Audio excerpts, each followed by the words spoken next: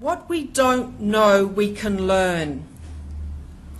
But it can be hard to unlearn lies, especially those that have been pounded into our brains, like the story of the Murray's mouth closing over and Lake Alexandrina drying up, all because of greedy upstream irrigators. Those who know about estuaries could be correcting the misinformation, but a majority of Australian scientists with expertise in such issues are dependent on government for funding. Like the Thukiri story of the Ngarrindjeri, the real story of water reform in the Murray-Darling is about greed, deception and telling lies, but on a grand scale.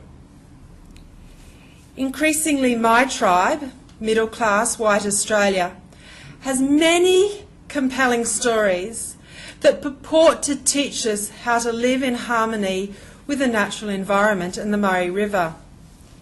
Some of these stories are made up by those with a vested interest, while many more are from people who simply want to save the environment but who don't understand it. Although their hearts may be in the right place, they may not know that the natural history of Lake Alexandrina once included Mulloway, or that Matthew Flinders did not draw a river mouth on his map of Encounter Bay, or that some scientists make claims that accord with government policy, but not the available evidence.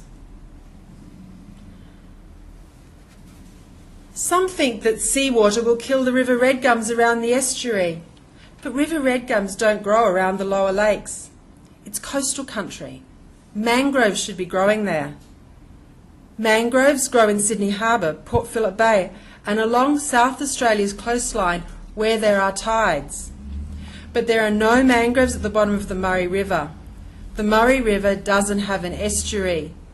The sea dikes dammed the estuary and stopped the tides.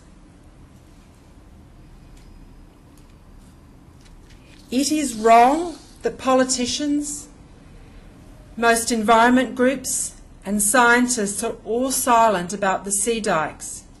It's wrong that the whole of the Murray-Darling Basin, all 1 million square kilometres of it, should be held hostage to a fiction, to a specious claim about a freshwater lake.